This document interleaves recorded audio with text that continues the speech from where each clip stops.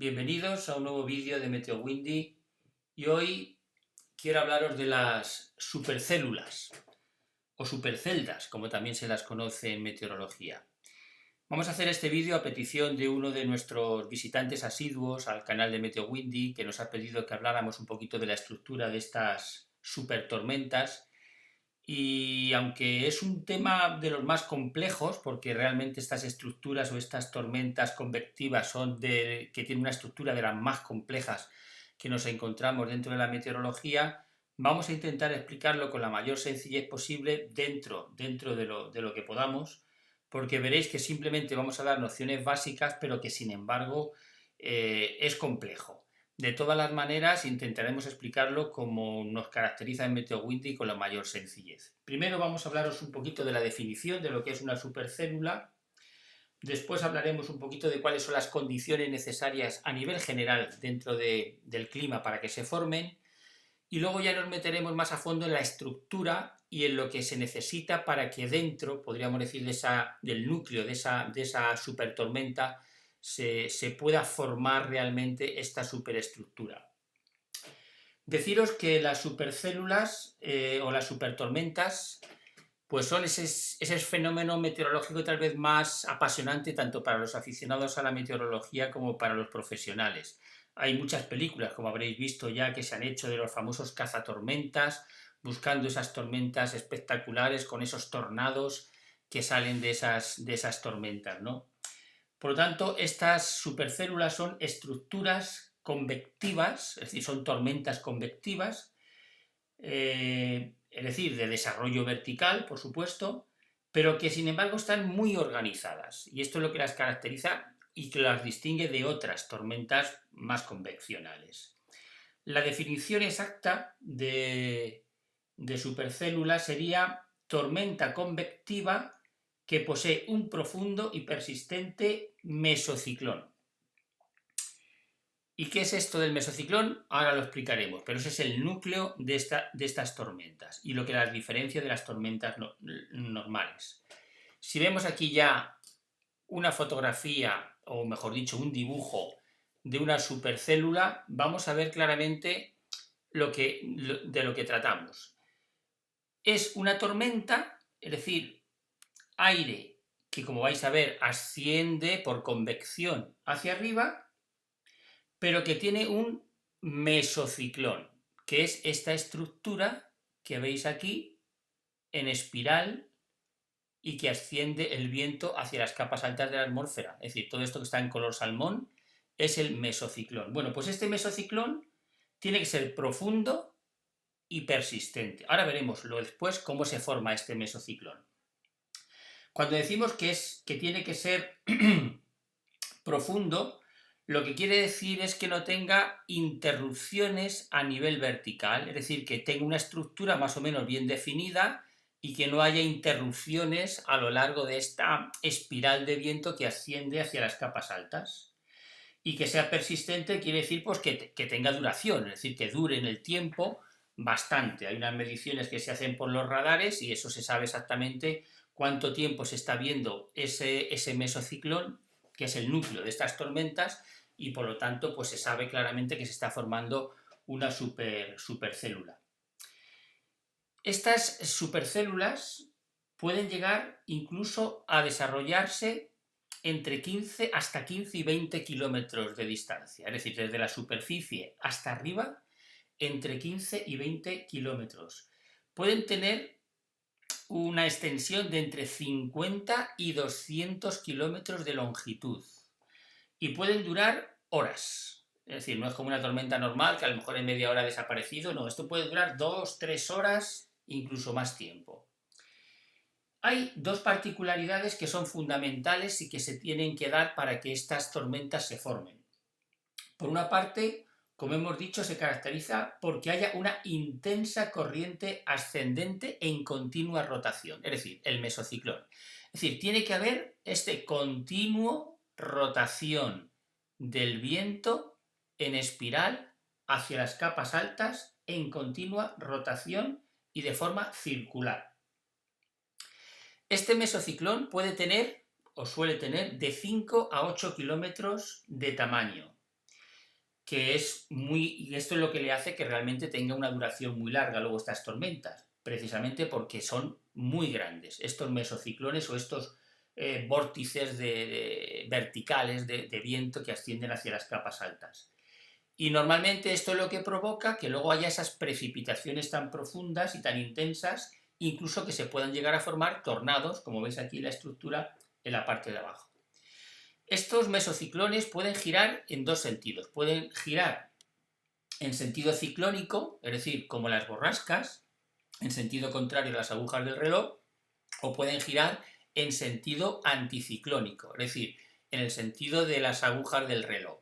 Incluso veremos, no lo vamos a ver mucho porque no vamos a profundizar mucho en este tema, pero incluso puede que haya dos mesociclones, podríamos decir, o aunque haya uno, pero que esté dividido en uno que por una parte tiene una corriente ascendente en sentido ciclónico y otro que haya otra corriente ascendente pero en sentido anticiclónico. Es decir, puede haber dos de estos perfectamente y que se debe precisamente a que la precipitación que cae en la parte central de esta tormenta, pues el peso es tan grande, el peso del agua que cae por aquí es tan grande que lo divide y lo parte en dos partes. Pero bueno, como os he dicho, son estructuras tan sumamente complejas que no podemos entrar en tanto detalle porque personalmente yo tampoco llego a captar toda la intensidad del fenómeno y toda la estructura del fenómeno tal y como sabemos que se forman.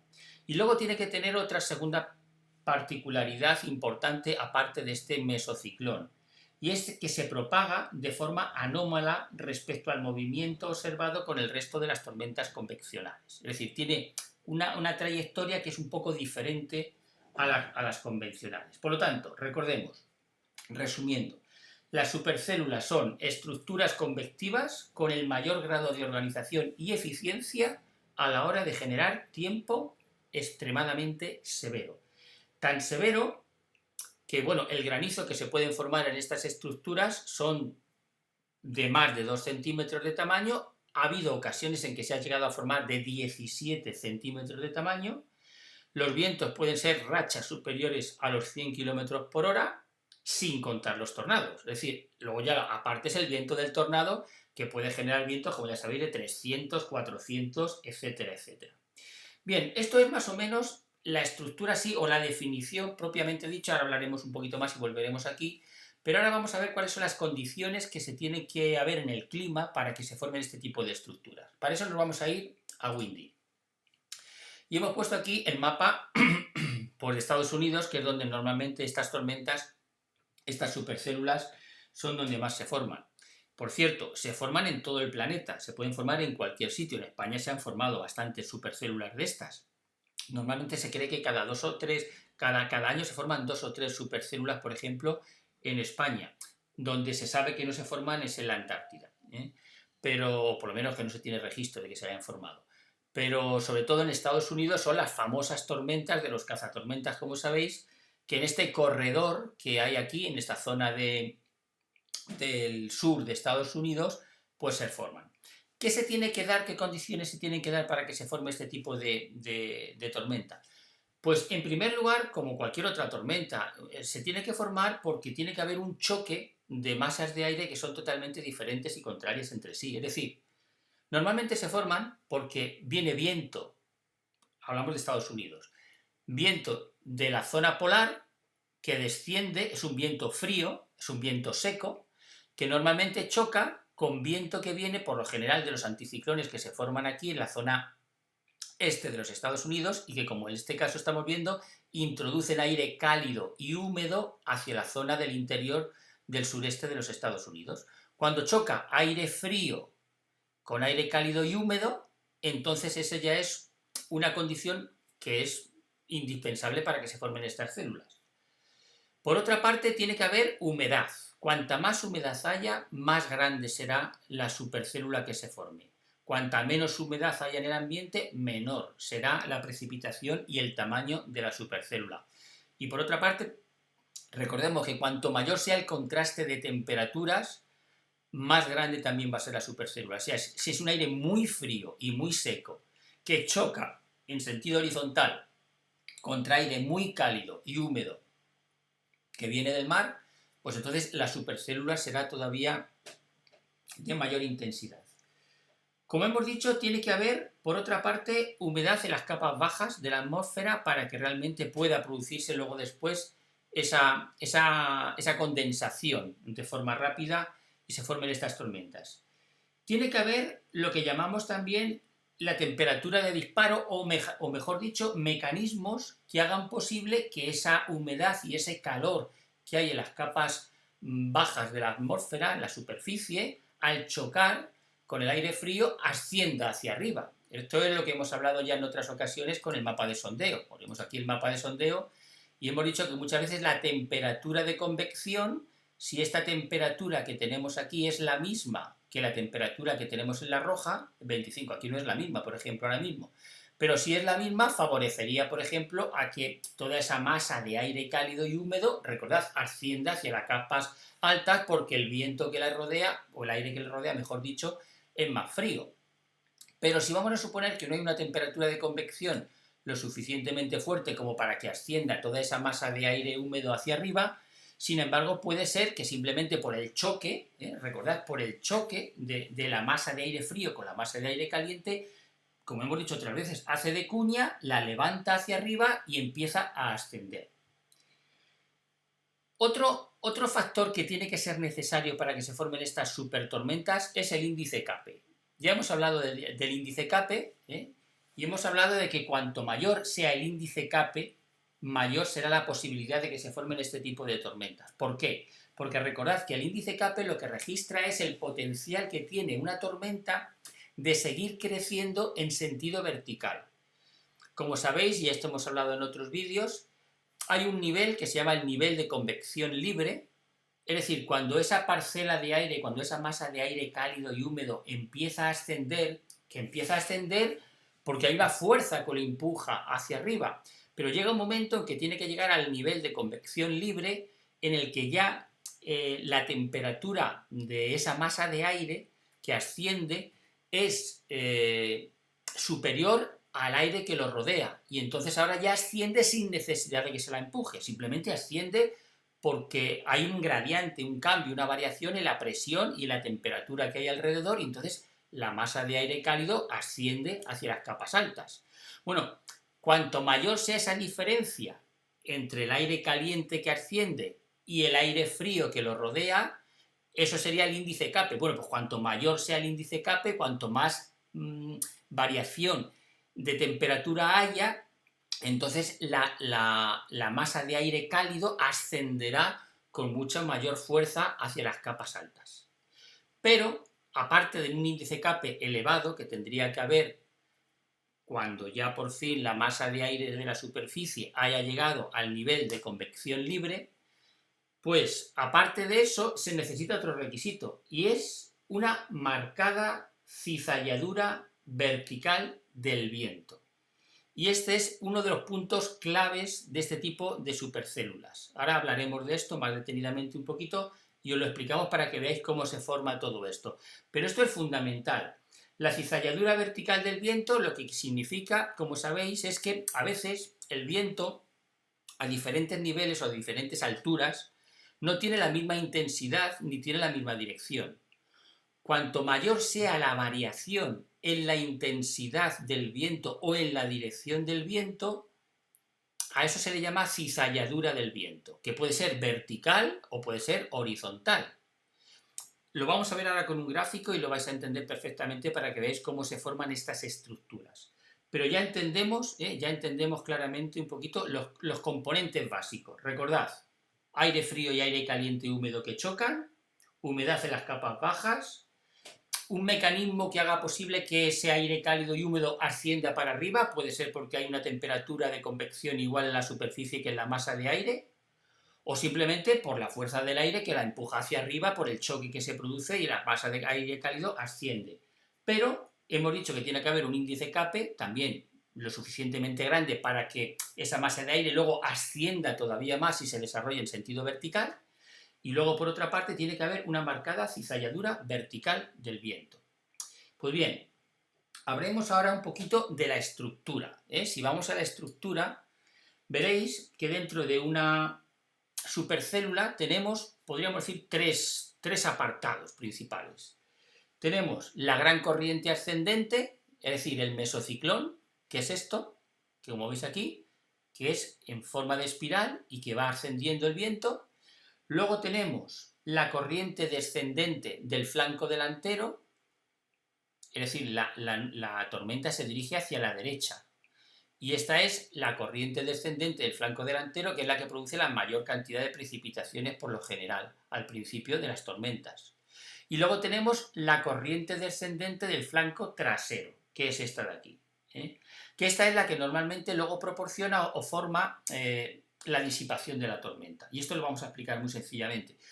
Vosotros sabéis que cuando hay una tormenta, en el verano dice hace mucho calor y ahora refresca, ha caído la tormenta y refresca. ¿Y por qué desaparece la tormenta? Bueno, pues porque la tormenta desaparece porque el aire frío que ya hay en las capas altas, se produce la condensación, se produce la precipitación y claro, cae aire frío como se ve aquí, desciende aire frío al mismo tiempo con lluvia, evidentemente fresca, porque viene de las capas altas, y lo que hace es enfriar la superficie.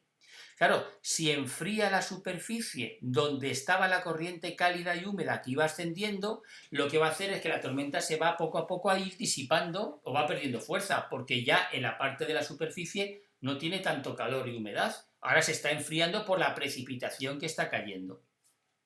Eso es lo que normalmente pasa en estas tormentas también. La parte trasera es la que al final va a hacer posible que poco a poco se disipe esta tormenta cuando vaya enfriando toda esta zona de la superficie. Por lo tanto, estas supercélulas tienen unas características muy interesantes y es que normalmente estas tres partes, las tres estructuras de las que hemos hablado, mesociclón, corriente descendente del flanco delantero y corriente descendente del flanco trasero, normalmente están muy diferenciadas y no se mezclan entre sí. Es decir, tiene una estructura que al no mezclarse estas tres partes de la tormenta entre sí, provoque que su duración, la largura de la tormenta, sea mucho más grande que las tormentas convencionales. Luego, esto es una característica que la hace ser una supertormenta. Estas tres partes de la tormenta no se suelen mezclar muy rápidamente, sino que tardan tiempo en mezclarse. Y por lo tanto, cuanto más mezcladas están estas tres estructuras, pues más rápidamente se disipará la tormenta. Por el contrario, como hemos dicho, cuanto más separadas estén estas estructuras, pues entonces más fácilmente será que la tormenta tenga mucha duración. Por lo tanto, esto es importantísimo, que no haya una interacción entre las tres estructuras que tenemos aquí en esta tormenta. También quería mencionaros que hay tres tipos principalmente de supercélulas. Tenemos las supercélulas de baja precipitación. Son aquellas en las que, por ejemplo, en este mesociclón no se producen precipitaciones. Simplemente están las nubes dando vueltas alrededor de su eje y subiendo hacia la parte alta. Son esas famosas supercélulas, supertormentas, que son muy bonitas. Veréis muchos vídeos ahí en YouTube de este tipo de supercélulas que tú ves como las nubes giran y giran y giran y van subiendo y ves la estructura de la tormenta y son realmente maravillosas de ver y son las que menos daño provocan porque provocan menos precipitaciones, tienen menos fuerza y no provocan normalmente tornados. Luego están las supercélulas de alta precipitación, que son las que sí que generan precipitación en esta parte, en el mesociclón. Aquí se genera mucha precipitación y son muy peligrosas, primero, porque producen mucha precipitación, tanto en la parte delantera como en la parte trasera, pero es que también lo que hace al producir esta precipitación dentro del mesociclón es que normalmente tapan los tornados. Es decir, si hay tornado en el mesociclón y en la superficie, debido a la columna de agua que está cayendo y de precipitación, el tornado no se ve. Y muchas veces, ¿qué ha ocurrido en ciertas zonas y en ciertas localidades? Que cuando viene una supertormenta de estas, tú ves que está lloviendo, pero no ves el tornado. Y solamente vas a ver el tornado cuando lo tienes encima. Y por eso son tan peligrosísimas estas tormentas que está lloviendo en el mesociclón, porque no eres capaz de ver, en este caso, el tornado. Con eso hay que tener mucho cuidado con este tipo de tormentas.